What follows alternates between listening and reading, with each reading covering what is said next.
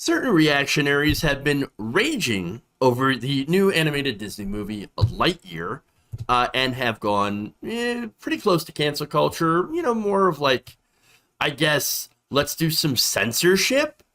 First, I want to go to a response here from right-wing author Nick Adams. Tweeted this out. Quote, Lightyear is one of the most disgusting and woke movies to ever be created. They castrated Buzz Lightyear in the name of Marxism. What? Okay. Then adding, do not take your children to see Lightyear. It is 100% woke. Dude, what does that even mean? Like, I've never figured out what woke is actually supposed to mean.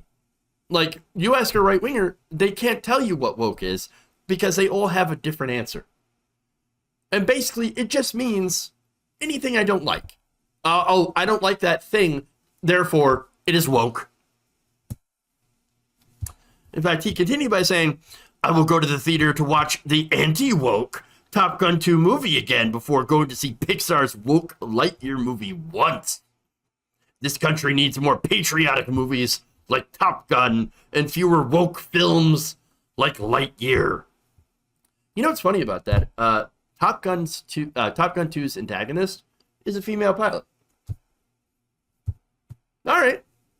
I mean, just saying that also sounds a little woke. There's a girl pilot. Apparently, they didn't have a problem with that. Okay. Now, look, the only issue that I have with Top Gun is like a lot of Hollywood military movies. And let's be honest. I love the Marvel movies. But of course, they're filled. If you have any like military assets, you have to make the military look good in order to use them. Again, there have been stories about how, these movie studios will make deals with like the Pentagon in order to get access to like, aircraft carriers, jets and stuff to put in their movies. And in return, you kind of have to do propaganda on behalf of the military industrial complex. And so it's got to be pro-militaristic propaganda in order to make them look good, or else you can't use their fancy toys. So that's my problem with that. But other than that, like, okay, Top Gun, if that's your movie, that's your movie. It's totally fine. I am guessing, though, however, that's why some right-wingers love the movie, because of that militarism. They can't help themselves. But anyway, back to Lightyear here. Let's go to Representative Jim Jordan. He's next. He tweets, Buzz Lightyear went woke. The movie went broke. Conservative author Bridget Gabriel also called for a boycott for the full woke Lightyear, telling her followers to hurt them at the box office. A movie theater in Oklahoma, by the way, even put up a sign warning parents about what was in the movie and saying, we will do our best to try to fast forward through it. It won't be perfect, but we will try to fast forward through this very, very objectionable thing that is in this movie that has surprised us. By the way, that same Oklahoma movie theater then backtracked. They're no longer going to try to fast forward through this very, very offensive part. By the way, I'm going to show you this offensive part, okay? But first, I just want to also note that 14 countries have banned it.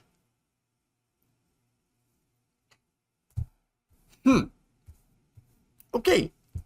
So now, what is so horrifying and offensive and terrible in this movie that would have the right wing up in arms? Why would it cause this kind of backlash? Well, take a look. Oh my God.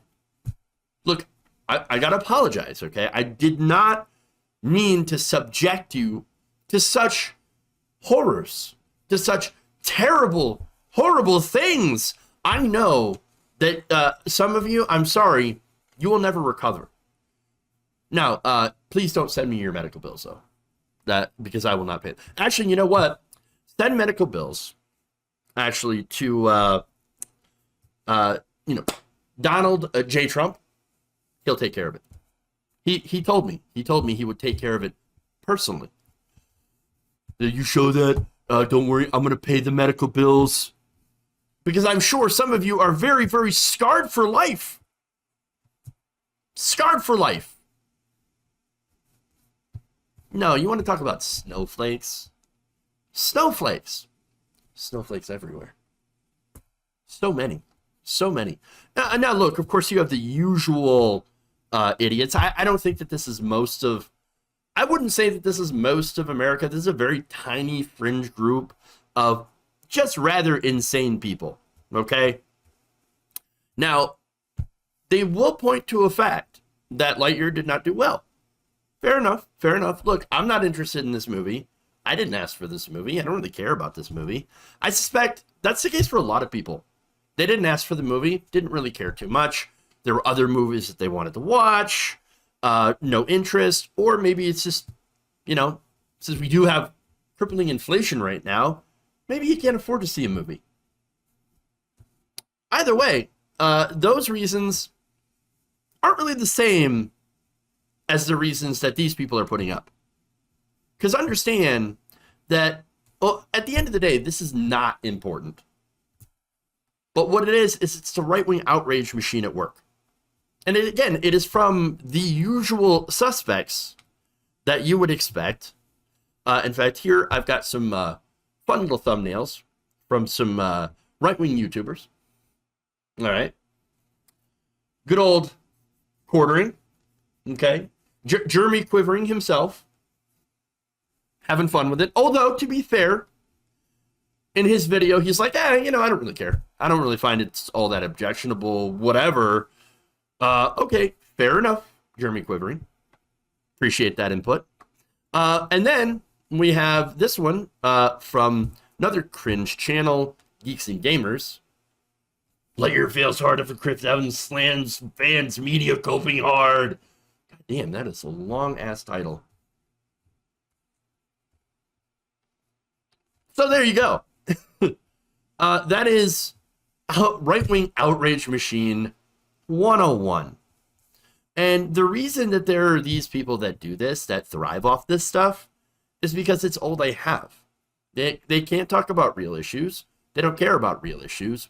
Their entire business model, all of their revenue and views just depends, and their clout depends on fighting these culture war issues over things that generally don't really matter.